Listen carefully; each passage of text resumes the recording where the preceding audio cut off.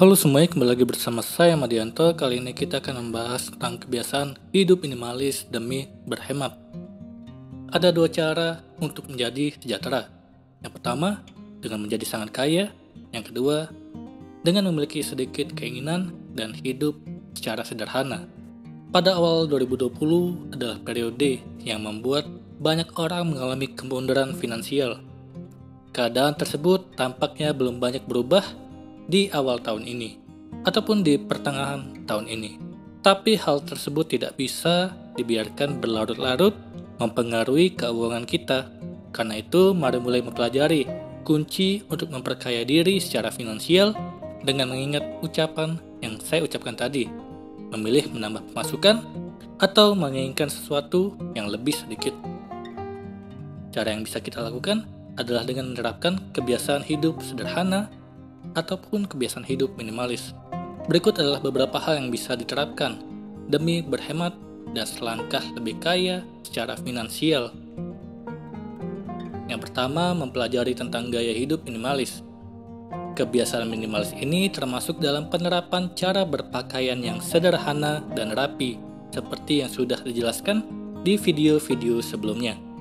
Dan juga cara menata rumah tinggal dengan tidak memasukkan terlalu banyak barang di rumah hingga menerapkan declutter seluruh barang kita secara rutin. Decluttering secara rutin bisa melihat barang mana yang sebenarnya tidak lagi kita gunakan dan tidak kita perlukan dan tidak membawa kebahagiaan dalam hidup kita. Secara lebih mudah dipahami, barang-barang tersebut akan hanya menjadi timbunan saja di rumah. Jadinya lebih baik kita singkirkan atau disumbangkan kepada orang yang lebih membutuhkan. Kedua, cermat dalam memilih kebutuhan. Utamakanlah fungsi ketika kita membeli barang.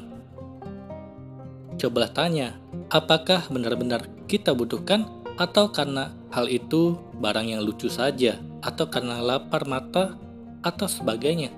Ketika melakukan sesuatu, apakah hal itu benar-benar dibutuhkan? Apakah benar-benar diperlukan? Ketika berlangganan keanggotaan gym, tempat yoga, senam, toko, dan berbagai keanggotaan lain, apakah hal tersebut benar-benar kita butuhkan? Kalau tidak, mulailah menyingkirkan itu semua. Atau berhenti berlangganan segala yang tidak dibutuhkan. Dengan melakukan kedua hal tadi, kita sudah sedikit melangkah untuk berhemat dan lebih baik beli dan lakukan yang perlu saja. Kalau dirasa keanggotaan untuk olahraga diperlukan, maka tidak ada salahnya. Hal itu dilakukan demi kesehatan kita juga. Ketiga, singkirkan barang yang tidak terpakai. Cobalah jual atau donasikan barang-barang yang tidak diperlukan. Dengan menjual barang yang tidak digunakan, selain bisa merapikan rumah, kita juga bisa sekaligus menambah pemasukan. Kalau menjual barang-barang tersebut terasa tidak praktis, kita bisa memilih opsi mendonasikan barang tersebut kepada siapa yang membutuhkan. Mulai biasakan penerapan, beli satu, relakan satunya lagi. Atau maksudnya di sini ketika membeli satu barang baru, biasakan dengan mengeluarkan satu barang lama yang ada di rumah. Misalnya beli satu baju baru, maka kita harus merelakan satu baju lama yang sudah tidak bisa dipakai lagi untuk dijual atau didonasikan. Keempat, biasakan perbaiki sebelum membeli baru. Dalam memperlakukan benda-benda yang kita miliki, kalau terjadi kerusakan dan masih bisa diperbaiki, utamakan diperbaiki daripada langsung membeli barang baru untuk menggantikannya. Selain karena lebih hemat, kebiasaan tersebut juga baik untuk lingkungan dengan meminimalisir sampah dan pencemaran lingkungan. Selain itu, ketika tak bisa memperbaiki sendiri, kita juga bisa sekaligus memberikan rezeki bagi para tukang servis di sekitar kita. Kelima, mengandalkan produk barang bekas. Kalau kita masih demikian gemarnya dengan barang bermerek atau benda apapun, coba cari dulu opsi produk barang bekasnya. Karena sekarang banyak sekali yang menjual produk bekas dengan kondisi yang baik dan harga yang jauh lebih murah. Selain demi hemat, kita juga bisa membantu menyelamatkan bumi dengan mengurangi sampah produksi dan merasakan kepuasan menemukan barang bermerek atau berkualitas dengan harga yang miring ataupun terjangkau. Keenam, cobalah riset sebelum membeli. Dengan riset sebelum membeli, kita berkesempatan menemukan barang yang dibutuhkan dengan harga yang lebih murah. Kita bisa mencari keterangan lebih detail tentang barang yang akan kita beli. Apakah ada opsi lain yang lebih baik dari segi kualitas dan ulasan dari pembeli lain hingga ketahanan barang yang akan kita beli. Dengan demikian, kita bisa membeli barang dengan lebih penuh pemikiran, perhitungan, dan lebih hemat. Ketujuh, menyiapkan rencana makan seminggu. Dengan membuat daftar menu atau rencana makan selama seminggu, kita dapat lebih berhemat karena bisa menyusun daftar belanja dengan lebih praktis dan sesuai kebutuhan. Selain hemat, hal tersebut dapat menghindarkan kita dari membeli makanan secara impulsif yang berujung ke boros. 7 kebiasaan tadi mulai bisa diterapkan dari sekarang agar kamu bisa lebih berhemat di tahun 2021, 2022, dan di masa depan. Hingga kamu bisa selangkah lebih maju menuju kekayaan secara finansial. Atau mungkin kamu ada yang sudah mencoba satu dari kebiasaan baik tadi. Itulah tadi kebiasaan hidup minimalis demi berhemat. Kali ini kita akan membahas tentang perubahan yang terjadi saat kamu menerapkan gaya hidup minimalis. Gaya hidup minimalis adalah salah satu cara untuk membersihkan barang-barang yang tidak diperlukan di sekitar. Selain dari decluttering, gaya hidup ini menggeser paradigma manusia yang secara sosial membutuhkan penghargaan pada diri dan mewujudkannya dalam bentuk gaya hidup konsumtif, baik itu pada pakaian, makanan, barang, maupun distraksi dari orang lain.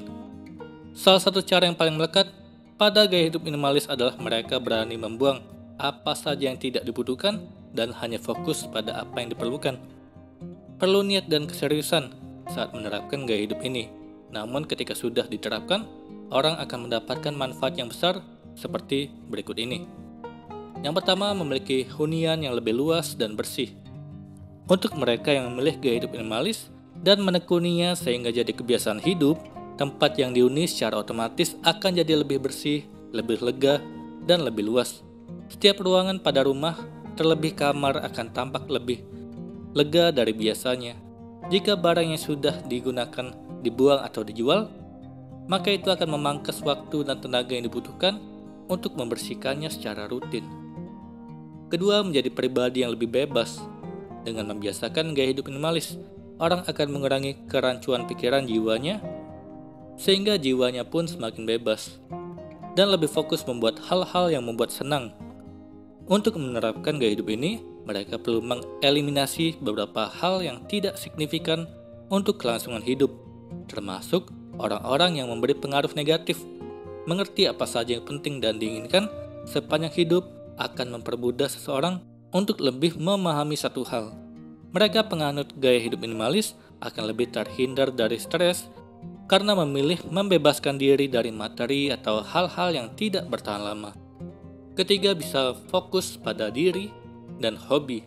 Mereka yang memilih gaya hidup minimalis tahu akan apa saja yang diperlukan untuk dirinya, punya kebiasaan untuk lebih perhatian terhadap diri sehingga juga menerapkan gaya hidup sehat seperti olahraga dan pola makan yang benar. Selain itu, penganut gaya hidup minimalis jadi punya lebih banyak waktu untuk menyalurkan hobi. Keempat, membantu memprioritaskan urusan keuangan dan lebih menghemat. Ketika seseorang secara serius memilih gaya hidup minimalis, ada beberapa hal yang berdampak positif jika dikaitkan dengan kondisi keuangan. Pertama, barang-barang yang sudah tidak terpakai bisa dijual kembali dan secara otomatis akan ada pemasukan dari itu. Kedua, orang jadi belajar untuk mengeluarkan uangnya secara lebih bijak pada hal-hal yang benar-benar dibutuhkan.